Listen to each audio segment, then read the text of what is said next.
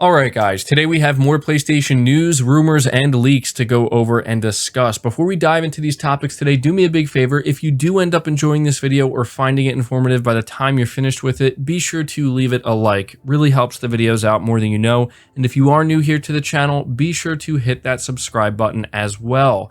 The first topic we're discussing has to do with the PlayStation 5 Pro. Now this is in regards to something we talked about very recently, which is a new job listing from Sony that is talking about future generations of consoles as well as focusing on the GPU of these consoles. But I seemingly glossed over the fact that this very much hints at Sony not only working on a PS5 Pro, but it's giving us a lot of confidence that there will be quite a few more consoles to come from Sony in the future, in case there was any doubt. So this is reading from Tweaktown. It says PS5 Pro, Sony hiring PS5 engineer for multiple console generations. Sony is currently hiring a senior software engineer for its Advanced Technology Group, or ATG, as we talked about it, that specifically focuses on the PS5's rendering API. The goal is for engineers to help redefine what's possible with the next-gen platform by fortifying all the tools responsible for the PS5's high-end performance. Applicants will directly contribute to the graphics API used to power the PS5 and its games, including GPU software stack optimization tools used to deliver high-end experiences at native 4K with ray tracing, etc. The listing also mentions that the engineer will help craft the architecture of multiple generations of PlayStation consoles. Again, this is something that we went over, and I seemingly just glossed over the fact that in a way, Sony is confirming that there will obviously be a PlayStation 6, but likely more consoles beyond that. So I don't know why I didn't really acknowledge that the first time we went over it. But Tweaktown goes on to say, considering the listing is specifically for a PlayStation 5 API engineer, this could indicate a PS5 Pro is in development, a forward-moving R&D tech advancement noted by ex-PlayStation boss Sean Layden, who said you begin working on the next generation platform almost a day after you ship whatever the current generation is. This is a unique and senior position at the core of PlayStation GPU technology.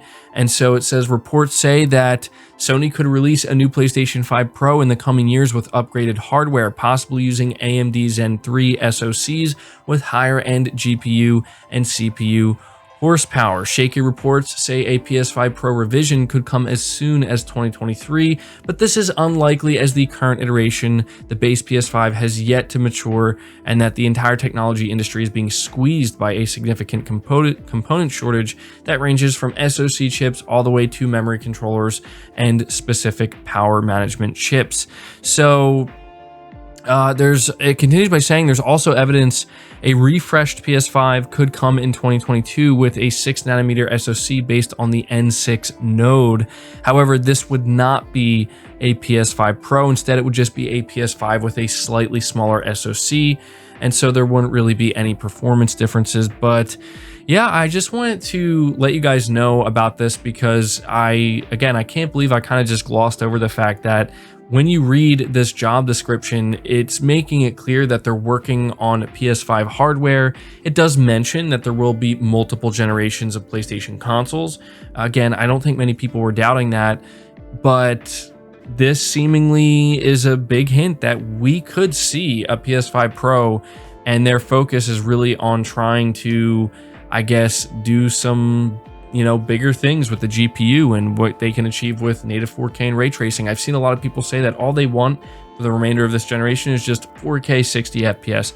And I'm all about that, right? Like, I think that that's perfectly fine. But if we could end up getting like a PS5 Pro where you get native 4K at 60 FPS with, ray tracing enabled and there's zero compromise, that sounds like it could be a pretty cool thing as well. So you guys let me know what you think of that. The next topic in line talks about Bloodborne once again. And I know, it seems like every week it's the obligatory Bloodborne rumor, but this is one that you guys are going to want to hear about. And I feel as though it's, only fair that I follow up on this because we talked last week about Colin Moriarty coming out here saying that, hey, his source told him that Bluepoint is working on a PS5 remaster of Bloodborne, and they're actually being given the opportunity to make a sequel to Bloodborne, which is something that a lot of people certainly have some opinions about, but we now have a second credible source, and I have to emphasize the word credible here, letting us know that, yeah, it seems like this is what's going on at Bluepoint Games. So this is reading from WCCF Tech, and it says the development of a Bloodborne PC port is finished, and Bluepoint Games is indeed working on a remaster of the original game and a sequel, according to a reliable leaker. Speaking on the latest episode of the Xbox Era podcast, Special Nick revealed that multiple sources have confirmed to him that the PC port of the PS4 exclusive action role-playing game developed by From Software is finished. These sources also corroborated the rumors of Bluepoint Games working on a remaster of the original release and a sequel.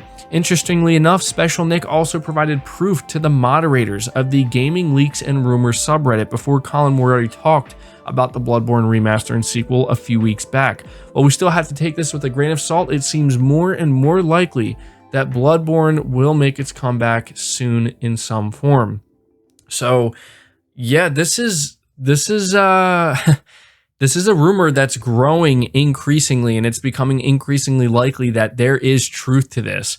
And I think the big thing here that people are focused on, I mean, not just the PC port, that's expected. People are going to be excited about that.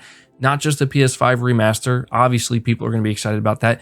But the fact that Bluepoint Games is seemingly going to be the studio that brings us Bloodborne 2, this has people torn. Some people are all about this and feeling very much excited at this notion, and they're excited to see what Bluepoint Games can do. Others are not happy at all and would just rather not see a sequel to Bloodborne if it's not going to come directly from Miyazaki and From Software. So my opinion on this is I'm willing to give Bluepoint Games a chance. I completely understand why, if this rumor turns out to be true, some people are going to be like, oh no, I don't think this is a good idea, because Bloodborne is a special game, and you can tell that the essence of what that game is truly comes from the heart and soul of Miyazaki and From Software, and you really just don't know, can Bluepoint Games replicate that or do justice to that? They're unproven in this area, so it's totally understandable why people would be so skeptical, but I try to be a glass half full type of person these days with stuff like this. It is just a rumor after all, and if we find out, hey, Bluepoint Games, they're making a Bloodborne sequel, I'm gonna say, okay, if that's what they chose to do and Sony gave them the green light, you know, let's see what they can do. Besides, I think we need to also understand that if it is true that Bluepoint Games is handling the development of Bloodborne 2, that doesn't mean that From Software or Miyazaki wouldn't be involved at all. They just might not be as involved as they would if they were the only ones making a game. It could be maybe a game that's co-developed, right? We've seen that. That's kind of what Bloodborne was. If you think about it, it was Miyazaki, it was From Software, but it was also PlayStation's Japan studio. I don't think people give PlayStation's Japan studio enough credit for the work they did on that game. So, you know, we could see a very similar situation with a Bloodborne 2. But there you go. I wanted to let you guys know about that because I thought it was important to follow up on that. But the final topic we're talking about is something that certainly I think is something you guys are going to want to know about, because we're seeing Sony going on a bit of a they've been on a bit of a spending spree when it comes to acquisitions, and it just seemingly came out of nowhere. They acquired more studios in 2021 than they did the past 10 years, which is crazy to think about. And so it says here, reading from PlayStation Universe, Sony Interactive Entertainment has been busy snapping up a number of studios over the past 18 months or so, and a new report indicates the format holder may still have a chunk of cash, around $13 billion to $18 billion to be precise, as a budget for more acquisitions. A detailed report on Marzipan Games reveals that Sony will likely be very aggressive in future acquisitions, although whatever they go for will be strategically picked. And so it says, quoting from the article, while Sony in theory could acquire a very big company and afford it, we also need to remember the fact that they would have to take on every employee at the company and take on a lot of additional costs aside from just the acquisitions.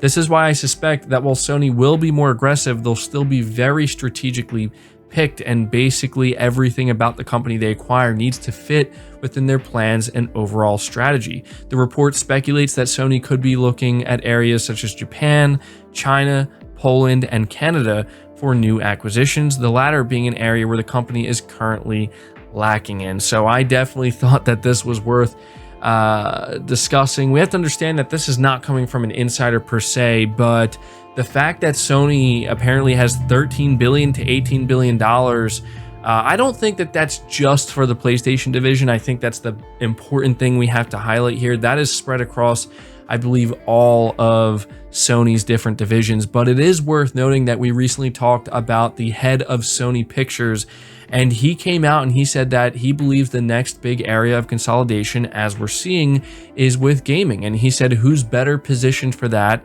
than Sony with PlayStation? So it seems that based off of the acquisitions we've seen so far, the fact that Sony has billions of dollars set up for more acquisitions, you know, I've said it before and I'll say it again, I think it was just a matter of time that Sony was going to start doing this. And I know that some people are going to be like, oh, what about organic growth? Well, you have to understand that most of Sony studios were not necessarily built from the ground up organically. They were purchased in a very similar manner to what we see happening with Bluepoint and Housemarque, and then those studios are organically grown over time to become even bigger and even better than maybe anybody ever thought they could be. If you look at where Naughty Dog started to where they are now, that's a prime example. Same thing with Guerrilla Games and other studios. So yeah, you know, at this point, I guess I'll just ask you guys to leave your thoughts down in the comments below. What do you think about everything we discussed here today? Do you think that Sony truly is in the process of developing a PS5 Pro based off of this job listing that I just seemingly glossed over and didn't even consider that for some reason?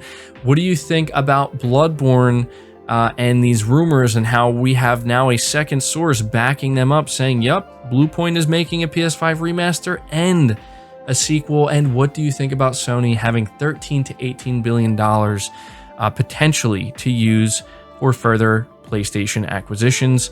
Leave all your thoughts down in the comments below. I'll be interested to see what you have to say. Leave the video a like if you enjoyed it, subscribe if you're new, hit the bell notification icon, and feel free to share the video out on top of all that. But until next time, guys, take care.